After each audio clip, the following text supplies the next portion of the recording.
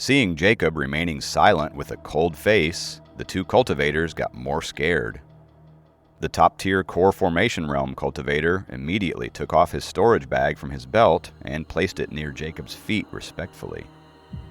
The other cultivator also took off his storage bag and placed it before Jacob.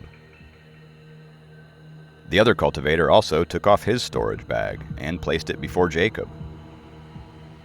"Okay, you can go now. Don't fly around without permission in the future."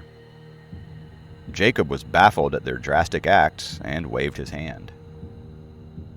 As if they were pardoned from the death penalty, the two cultivators immediately drew out their swords and flew away. They shot up into the high sky like two reverse shooting stars. Obviously, they were fleeing with all their might, afraid that Jacob would change his mind.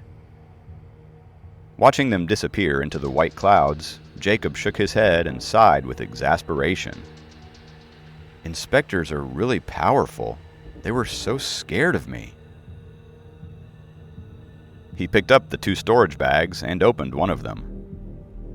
The storage bags were spatial treasures. However, compared with items like storage rings and the storage necklace that Jacob had, the storage bags were inferior and the space was much smaller. With his 5-elemental nature essence, Jacob opened the first storage bag and found a golden 8-trigram disc, a short sword, a mid-tier spirit stone, more than a dozen low-tier spirit stones, some elixir pills, and a wooden badge. Jacob picked up the heavy wooden badge and saw several ancient characters on it. White Sand Sect, Elder Fred. Baffled, he opened the other storage bag and found a few bottles of elixirs, a few notes, and a wooden badge made of the same material as the previous one. White Sand Sect, Elder Remy. Obviously, the second storage bag had fewer items compared with the first one, but it was still his loot. Jacob tossed the two storage bags into his necklace and thought, "Are their sects that weak? It is ridiculous that these cultivators with such weak cultivation strengths could be elders." It never occurred to him that they belonged to the sects on Fifth Heaven. He was not familiar with the power structure of the world of cultivation on and above Fifth Heaven. If all the forces on and above Fifth Heaven were a group, then the forces on Fifth Heaven were only at the bottom of the pyramid. If one sect had several elders in the core formation realm, it was quite a powerful sect. If one sect had a cultivator in the nascent soul realm, that sect was the master of the area. The purpose of Fifth Heaven was to deliver talents, dig treasures from the mines, and grow all kinds of spirit herbs for the sects in the upper heavens. On Sixth Heaven, the number of nascent soul realm cultivators was much larger, and it was common for nascent soul realm cultivators to become elders of the sects. The entire Sixth Heaven had dozens of nascent soul realm cultivators. On Seventh Heaven, there were only 7 to 8 sects, and each of them occupied 5 to 6 mountains with abundant resources. In each of the big sects, there were dozens of nascent soul realm cultivators. Seventh Heaven had several hundred nascent soul realm cultivators, and some of the sects even had soul formation cultivators. Further up was Eighth Heaven, where there was only one sect, God Cloud Sect. One could only imagine its great power. That was why the dragon cultivators, except for the metal elemental dragons, could only reach Seventh Heaven. If they flew further up, they would enter Eighth Heaven, which was the territory of the God Cloud. If dragon cultivators, who weren't from the metal elemental dragon clan, trespassed the God Cloud's territories, they would be struck back to First Heaven by the patrolling cultivators with lightning. One could get injured, or even killed, from the strike. Only dragon cultivators on the heavenly dragon realm could soar in the Eighth Heaven. Metal elemental dragons could only enter Eighth Heaven because one of their senior elders had entered the heavenly dragon realm hundreds of years ago. With his current strength, Jacob was a master on Fifth Heaven, a mid-tier cultivator on Sixth Heaven, and a bottom cultivator on Seventh Heaven. After putting away the storage bags, Jacob put on the red energy sphere and leaped back to the ground. After looking around and making sure no one and no camera could see him, he withdrew the red energy sphere and walked toward Helen's studio. He was early, and no one was in the office yet. Jacob took out the key Helen gave him and unlocked the door. He straightened up the office and turned on the air conditioner and the water heater before reading at his desk. Someone had made some notes beside his marks on the file that he had read the day before. He studied them and recognized Helen's handwriting. Obviously, Helen had returned to the office last night to finish up some work and checked on his progress. On the basis of Jacob's marks, Helen gave him some suggestions. Jacob studied them carefully and got some inspiration. With her talent, Helen would have become a top-tier architect in the world, even if she had been immortal. As time ticked away, 5 to 6 young employees filed into the office, and the elegant studio became lively. Shortly, Helen walked into the studio, followed by a lively-looking Sophie. "Soph, you can sit here." Helen led Sophie to an empty desk next to Jacob, and she walked into her own office after smiling at Jacob. Sophie put her bag on the desk and pulled out a thick pile of homework. Seeing Jacob glancing at her, Sophie smiled at him, but then made a face at the sight of her books. Jacob smiled at her antics, but kept quiet in the crowded office.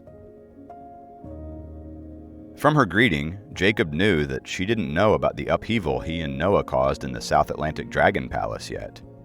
From Helen's attitude toward him, he knew she didn't know about it either. When he looked at Sophie, who was sitting before him, he felt like her cultivation strength seemed to have increased after the short night. While Kathy was still loitering around level 3 and level 4, Sophie was on the verge of breaking into the Foundation establishment realm. "Hey, help me solve this problem." Sophie suddenly pushed her homework before Jacob.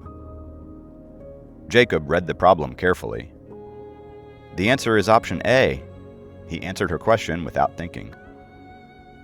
Recently, he had been reading the textbooks and doing exercise problems on the topics taught to Sophie in school. He was so familiar with the concepts that he felt like he could be a good teacher who could teach English, physics, and math. "Oh," Sophie pulled back her homework. "thanks." From her office, Helen sent a file to Jacob's computer. It contained designs of 3 buildings the studio had done during the first quarter of last year, and it was for Jacob to study and learn from. Everyone working here had to do their share, and Helen would never lower her standards for Jacob because he was her future son-in-law. She was determined to let him learn stuff while he was in her office as an intern. As time ticked away, Sophie needed some help with her homework and asked those questions to Jacob. He had no issue solving little problems for her while studying the designs sent by Helen. "Mom, it's lunchtime. I'll go out for lunch with Jacob." Sophie worked silently till noon. Then, she called out to her mom in the small office while exhaling deeply. "Okay, go ahead." Helen, who was reading files in her office, answered. Like a prisoner who just got released from her cell, Sophie got up abruptly and grabbed Jacob before going out the door. After all, she was a girl who didn't like to sit still, and she was bored to death sitting there doing her homework. Finally, she could use the lunch break to get out. The sky was clear, and there were several small and elegant cafes in the art district that was full of art exhibitions. Familiar with the surrounding area, Sophie guided Jacob into one of the nearby cafes. After the waiter took their order, Sophie rested her chin on her hand and watched the scene out of the window while tapping her cheek with her fingers. Gentle music was being played in the cafe. "Oh, by the way, lunch is on me," Sophie announced suddenly. "You don't have to..." Jacob tried to argue, but she cut him off with a wave of her hand. "Don't be silly. You have spent enough money on me. I should also treat you sometimes." Sophie shrugged, and Jacob kept quiet. not wanting to argue on such a petty matter. "Oh, I have gifts for you." Jacob took out the 2 storage bags from his necklace and placed them before her. "Oh, what are these?" Sophie blinked curiously. It was the first time that Jacob offered to give her gifts. She had now reached level 9 of the Chi refinement realm, so she injected nature essence into them and opened them. She took out 2 wooden badges, a short sword, bottles of elixirs, and several notes. "Where did you get them?" Sophie asked, while playing with the 2 wooden badges. "I caught 2 people today, and they gave me these bags," Jacob answered. "Elder Fred, Elder Remy, White Sand Sect." Sophie touched the ancient-looking wooden badges. Then she picked up the short sword, and her nature essence entered it immediately, showing that it was a treasure. "I like this sword. I'll take it."